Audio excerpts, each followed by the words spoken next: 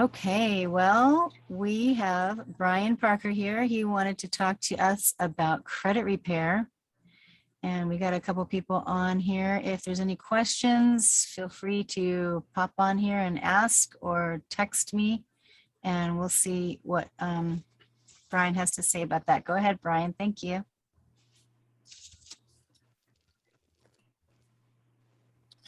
Yeah, and credit repair is actually something I kind of stumbled on when I was researching what money really is. Okay. Mhm. And I don't think it's the same, it's just, you know, isolated just to like the United States of America or the United States. I think it's the same system really being run anywhere that an IMF bank is installed. That's what I've said also regarding like status issues, Mhm. which I prefer to call correcting the presumption, because that's all they do regarding Yeah. your status. You go by a presumption because Yeah. they've not been given any other information to go off of, right? Mhm. So, yeah, I was looking into money and the uses of money and how different things are invested. And just prior to starting the recording, we are talking about, for instance, using a whole life policy, setting one up for your children. So basically, they'll never need a bank in their life. They will always be their own bank. They can borrow off from their whole life policy if they want to purchase a car or something.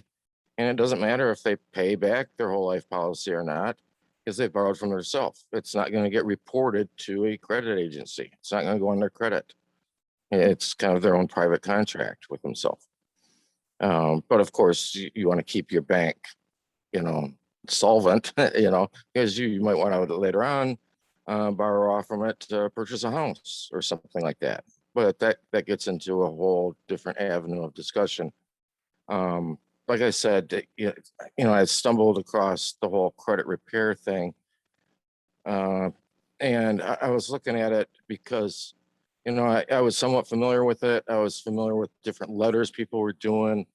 I think there's, was it Liberty Law or something? Jack McKeag was doing something like that. People might know that name from Facebook. Yeah. And at one time, he was going to walk away. And he sent me and somebody else the full packages and said, I'm done with it. You guys take over. And then about a year later, he decided to start doing it again. I think it was an income stream probably for him. But that's all right. So, you know, I had a good idea what these letters were. I had done some of my own experimenting with credit situations. I had like 5 cards at the time, and I let 2 or 3 of them lapse just so I could watch the process in action.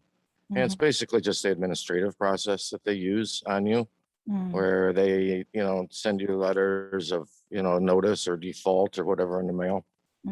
But you can do the same thing in situations yourself. And those all ended up very good in my favor. I The last situation I had regarding court actually was kind of funny because and I went in and quickly learned something I didn't know about the courthouse here in Lee County, Florida, is that it's really quite a labyrinth. There was a lot of little small hallways that led to other little tiny rooms. And this last case I had here several years ago led into one of those, and it maybe held 25 people in there. I was like, oh my gosh, I've never seen such a little courtroom. And but it was set up the same with, you know, the judge up on the bench and all that kind of stuff, right? And there was a case ahead of mine, and as I was listening, and then during that case, in walked like 5 sheriff's deputies. I'm like, what's going on here? And I thought, this is kind of odd. This isn't a criminal courtroom. There's no criminal cases being heard here. And they got done with that case, and oh, guess what? Mine was the next case. I was like, all right, that's interesting. So I got up and did my thing regarding, you know, disputing the debt. And I remember at one point the judge stopped me, or the court administrator, she stopped me. And she says, Bryan Parker, do you know who I am in this room? And I just blurted right off the top of my head, yeah, you're the court administrator administrating this case. And she like sat back and shut up. You know what I mean? That was the judge? And beg your pardon? That was the judge? Yeah. And the plaintiff that was supposedly for whatever Capital One Bank, who knows what it was, Mhm. they appeared telephonically. And you know, my question to them was, well, I need to know if they work for said creditor or if they've been hired by said creditor to take care of this credit situation. And the judge was like, well, obviously the claimant must work for them. Otherwise, what they would be doing would be fraud. And they're an attorney, so they wouldn't be committing fraud. I'm like, oh yeah, true. Yeah, nobody wants to commit fraud. You'll go to prison. Gosh, if anybody went to, you know, nobody wants to commit fraud. So shoot, there shouldn't even be any courtrooms, should there? Because we've got to automatically assume nobody's going to commit fraud for fear of prison, right? Anyway, I walked away thinking I had lost that. And then I got a letter from the IRS in the mail a couple weeks later saying that debt had gone bye-bye. All right. But then I had a previous case to that where I'd done the same thing. The attorney actually appeared in person, and she started, because we were right at where the defendant would sit in the courtroom, and they'd split everybody up for their mediation or whatever. And she went right into her spiel. Well, here's the debt. How are we going to settle this? Do you want to do a monthly payment? Da, da, da. And I'm like, whoa, wait a minute. Let's back up.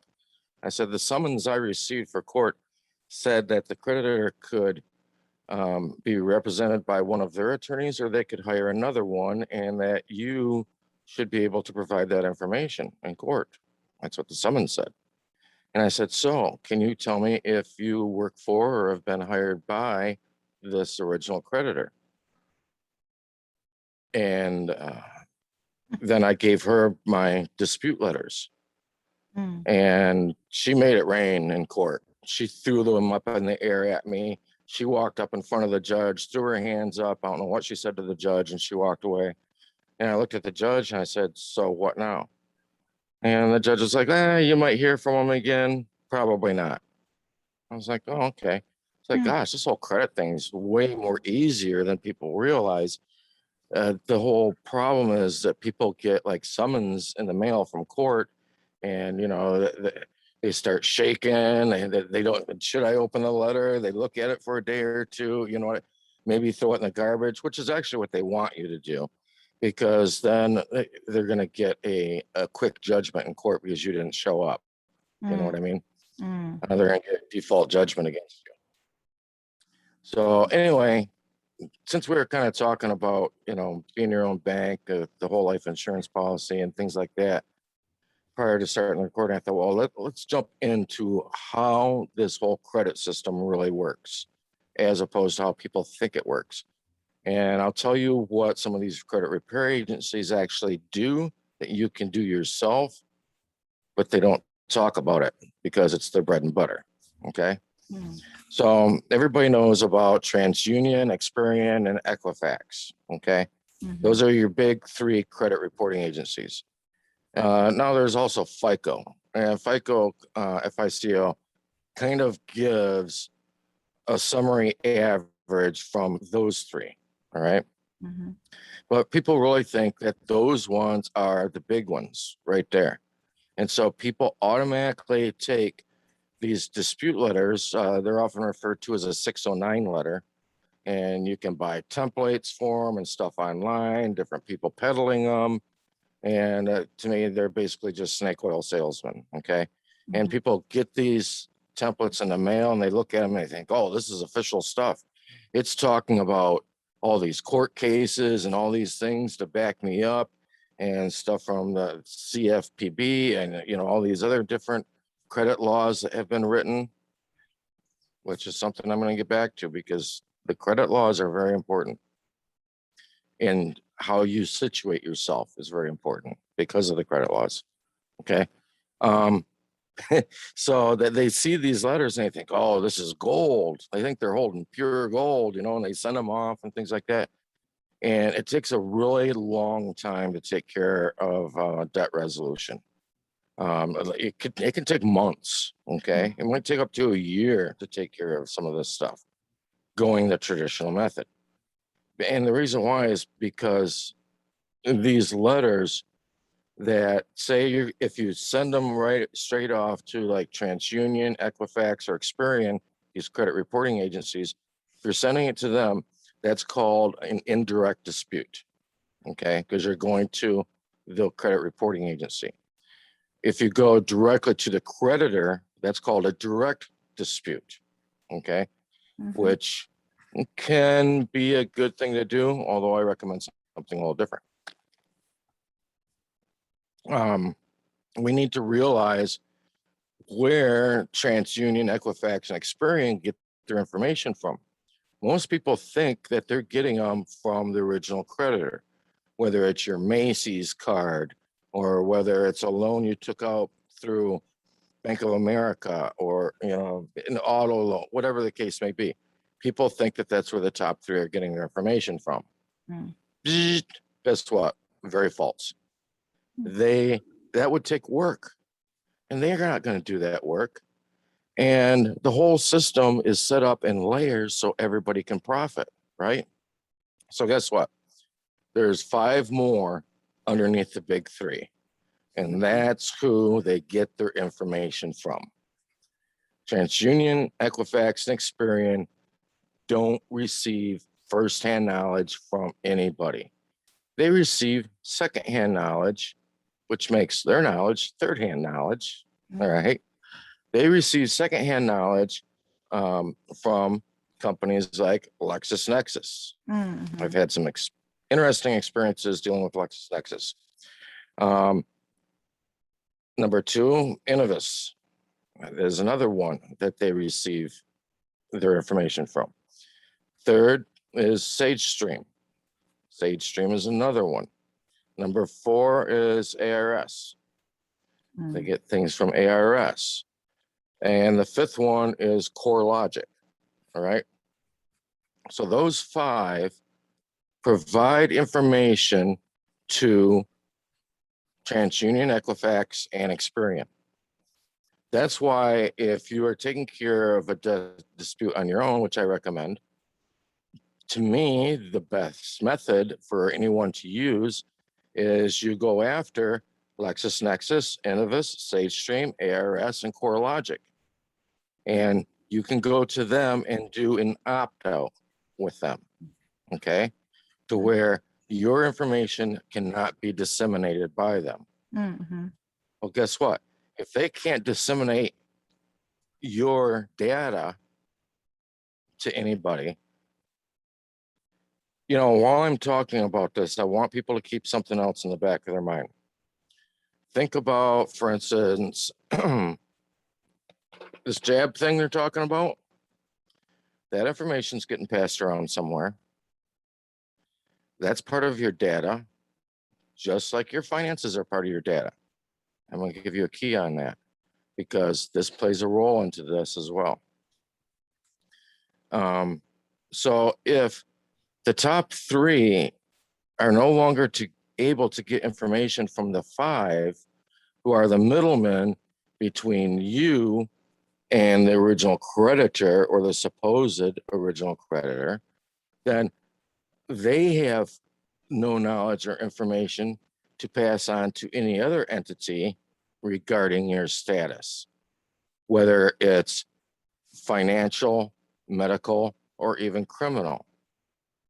And this is going to confuse some people because they're thinking, wait a minute, we're talking credit score here. No, we're not just talking credit score. We're talking data. Everybody is afraid that some social score from China, Asia that was started over there is going to find its way here. you know what? It's already here. It's been here for a while, for quite a while, and people don't realize it. And here's the reason. This is what's behind it. These 5 that provide information to TransUnion, Equifax, and Experian, why would there need to be 5 that provide information to them? Couldn't there just be one organization that knows your financial status? Yeah, that would make sense. I mean, why confuse things? Why complicate things, right? Well, the reason why is because it's not just your financial data. These 5 all operate in their own little favorite areas of your life. I work in casinos for quite a while, and I remember I was at a table with a gentleman who I knew owned an insurance agency. And people like to socialize at the table, and somebody at the table was like, "Oh man," he says, "I got to get my trailer fixed." He was telling one of the guys, and he's like, "Oh, what happened?" He said, "Well, I hit a bump or something, went off in the ditch a couple days ago. I think I might have screwed up the axle on my trailer." He said, "But fortunately, he said the police came, they wrote a report and everything." He said, "But fortunately," he said, you know, I'm not gonna, get a strike against me on my insurance because I didn't, break a law or harm any property or anything like that." And I looked at my friend who owned an insurance agency, and we just smiled at each other. And the guy looked at us, he said, "What are you smiling about?" And the guy that owned the insurance agency turned to him, he says, "Yeah, it's gonna go on your insurance." And the player looked at me and I said, "Yep, he's absolutely right. It will." Because the cop Any wrote it up? interaction that you, beg your pardon? Because the cop wrote it up and reported it? Right. When it was daily log, it was part of his activity. Mhm. And all of that data goes to somebody else. It's got to go somewhere, right? Mhm.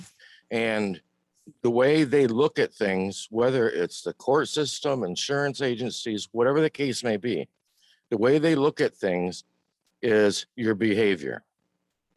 And so, for instance, if you've had multiple interactions with a law enforcement officer, whether it was just going off the road like that because you hit a bump, no big deal, Mhm. or even because I'll tell you what, I was in Virginia one time and I was looking for directions long before GPS, all that stuff, right?